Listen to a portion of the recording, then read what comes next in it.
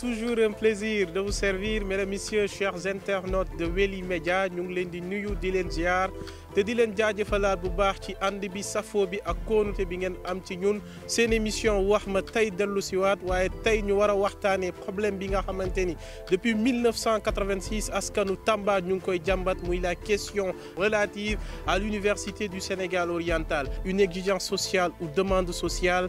une volonté politique du chef de l'État. ci biir wax ma lay doon avec quelques Tambacoundois yi nga xamante ni jot nañ leen ci interpeller sur la question léegi ci kanam bu ci yàlla ànde.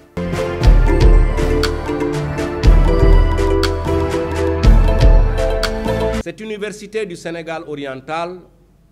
n'a pas été au départ une demande des populations de la région de Tambacounda. C'est une volonté du chef de l'État d'élargir et d'enrichir la carte universitaire qui a conduit à ces projets. Donc, comme c'est lui-même qui a décidé d'enrichir la carte universitaire, il a un programme. Aujourd'hui, ce que nous pouvons dire aux populations, c'est de garder le calme et de garder la patience. Parce que, juste après l'achèvement des travaux de l'université du Sine Saloum, c'est l'université du Sénégal oriental qui va prendre le relais. Monsieur le ministre de l'Enseignement supérieur a reçu ces instructions de la haute autorité, donc les populations peuvent retenir que c'est un projet qui est en tout cas devant nous et qui sera réalisé. Gis nga université Tamba bi ñu ngi koy demandé en 1986 ñu ci wax yëpp dañuy wax lu leen neex ils disent contre-vérité mais cette situation là depuis 1986 à l'école qu'on appelle école Mouriba Diakité. École Mouriba Diakité lañ njëkk def demande université Tambacounda. suñu université bi dañ kaa bëgg suñu université bi exigence la suñu université bi ñun yaay yi dañoo ñaan yàlla suñu doom yi bañ leen dugalee fii maternelle dugal leen presque primaire dugal leen lycée dañu ñaan yàlla nag léegi université bi suñu doom yi bu ñu jógee lycée dans les différents lycées ñu ñëw dugg si université Sénégal oriental jàng. Réclamer l'université du Sénégal oriental. Pacte la ci ñun importance la ci ñun ci lu xam ne ni bon mun nañ am répondant direct mun nañ am qualification bi nga xam ne daf ñuy permettre ñu ñëw directement liggéey ci société yi nga xam ne ni moo ngi suñu région bi. ndaxte Dakar nu mu nekk tey ci concentration humaine bu ñu defoon université Tambacounda xëy na ñu nekk Dakar te jóge Tambacounda pour affaire jàng kese xëy na ñu des Tamba xam moo sabotage la xaw ma lan la waaye wala bañ. Parce que depuis Senghor ba Abdou Diouf ba Ablaye Wade ba Macky Sall bi université Tambacounda opportunité bu mu war a indi ñoom xam nañ ko. Mais nous, nos enfants ne sont pas chez eux. Non, ils sont pas chez eux. Ils sont au Sénégal. Mais en termes de proximité sociale, de sécurité parentale, ils sont pas chez eux. Donc bu ñu amee université Tamba yaakaar naa nag daañu gën a comprendre waa Tamba on est en train de se battre. C'est pas parce que l'université de Tamba ça appartient au Tambacounda. Non, université Tamba université Sénégal yëpp la. Bon ñun dañoo amoon bac 2016 yàlla def na ni ñu orienté ñu dans les universités privées ñu dem ba benn instant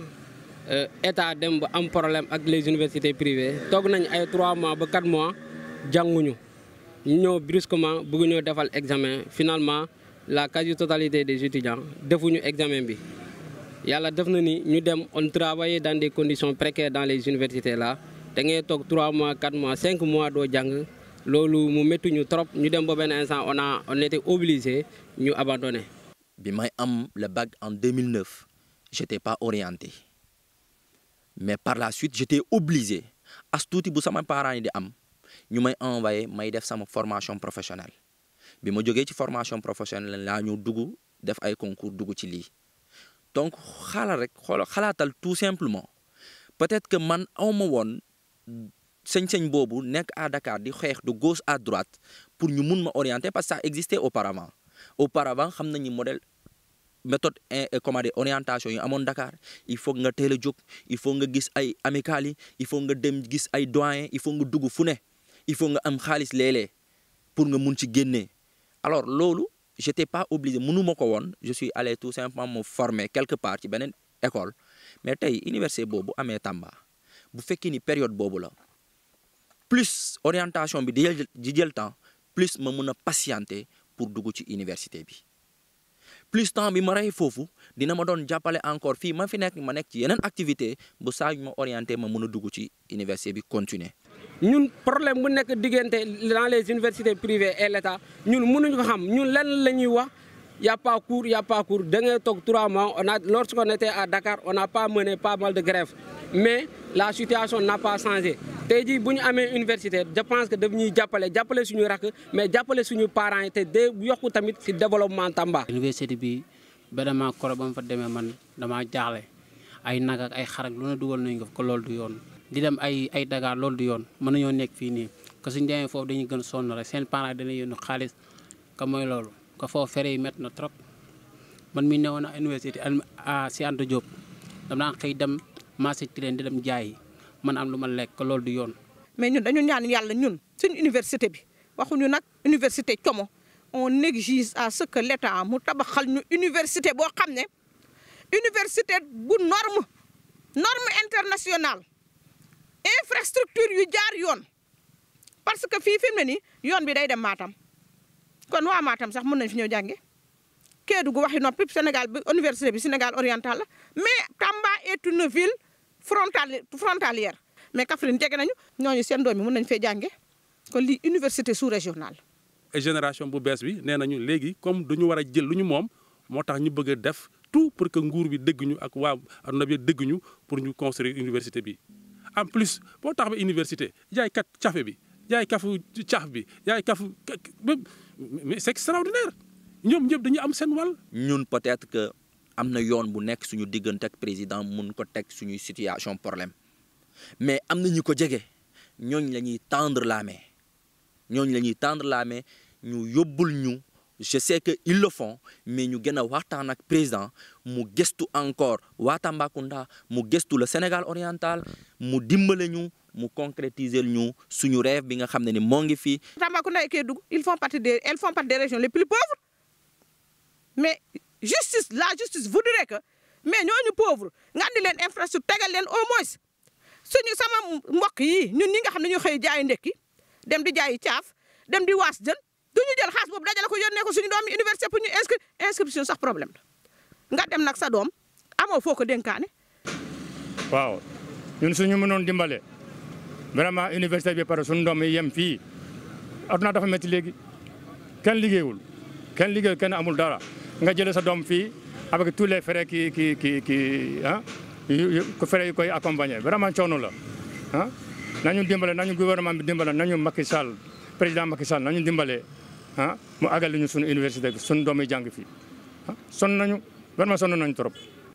discipline na woon waaye comme que nag fii la ñu Macky Sall ni ñu kunne laax mu naqare même ñaari université yi nga xam ne tey jii ñun ñoo leen jiitu woon si liste bi ñu jël ñaar ñooñu ñu nekkoon suñu ginnaaw tabax leen xeex bii dinañ ko xeex lu mu jaral état dinañ ko jaral suñu bakkan yi lañ fi teg le 29 nag ñun ñu ngi woon ñëpp marché bi te ku xam Tamba xam jigéen ñi xam nag ñun capacité de mobilisation lañ am incha allah dinañ mobiliser marche et j'appelle toutes les organisations de femmes les bàjjenu gox qui ont déjà répondu favorablement à venir soutenir la synergie des actions citoyennes. pare nga ci répondre démarche yi répondre démarche bi nag mooy lan mun nga ñëw participer ci marche comme mun nga bañ a ñëw participer ci marche l'essentiel que doomu aadama fépp fu mu ko mënta nekk na nga sentir ci sa xol ni ñii lu ñuy dox ni pacifiquement avec la diplomatie ci yoon lañ ko teg jóguñu nag contrecarrer qui que ce soit mais dafa nekk li nga xam ne ni demande la. Nous l'exigeons et nous disons au président que vraiment Tamba a besoin de ce bijou-là. Ça va permettre aux générations futures de travailler et de faire de longues études. Mais nous cautionner vraiment un excès de gel. Nous, on n'est pas là pour la politique, on n'est pas là pour le buzz, on n'est pas là pour faire du bruit. On est là pour réclamer la justice. Ku am deug jarul xulo jarul xex. Université bi deug la, université bi lo xamné dafa évident.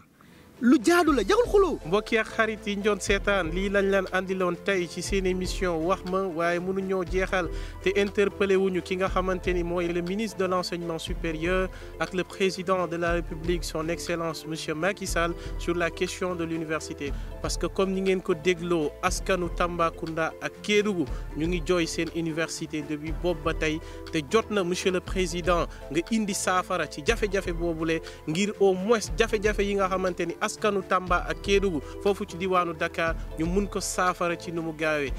ñu ngi leen di joxaat dig daje semaine prochaine ci seen beneenu émission wax ma waaye di gërëm bu baax équipe technique ak responsable commercial bi ma àndaloon tout au long de l'émission di leen naan rendez-vous la semaine prochaine pour un nouveau tour de l'actualité du Sénégal oriental.